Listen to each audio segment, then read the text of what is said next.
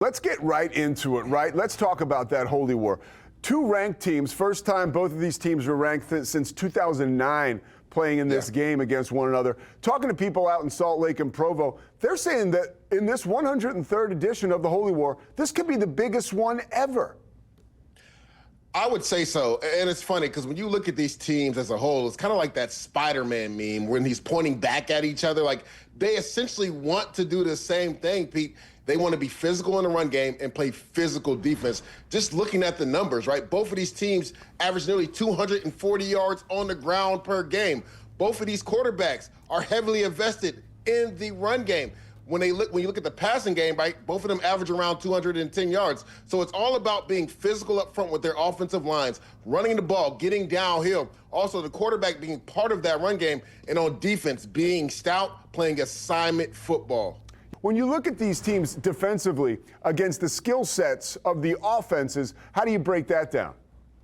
Yeah, I'll start with BYU on offense first Utah's defense. And to me, if you're the Utes on defense, your front seven has to have a game, right? They have to force L.J. Martin at 6'2", 220 pounds, to go east and west and not north and south. Arizona really struggled with that last week, and that's why he had a lot of success. So the guys up front, right, John Henry Daly, Logan Fano, Jonathan Hall, the linebacker, and Landon Barton, they have to have games because that's what BYU wants to do. They want to run that inside zone, and then Bear Bachmeier at times will pull it and get to the outside. So those guys up front have to have a game as far as making that big physical running back from BYU, L.J. Martin, go east and west. And adversely, the same thing on the opposite side, right?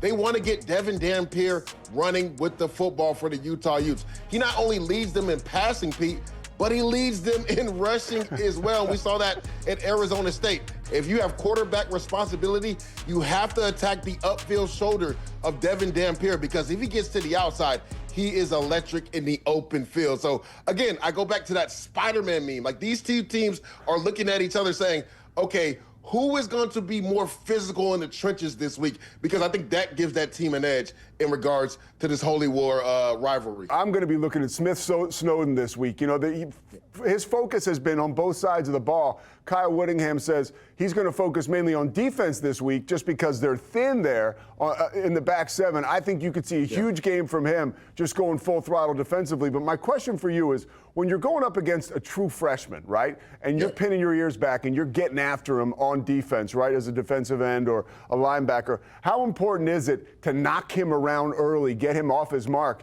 and make him think, man, this is a different game, this Holy War? Yeah, you want to make him second guess. That's always what you want to do with a young quarterback. And I talked about L.J. Martin being a pivotal piece of this BYU offense.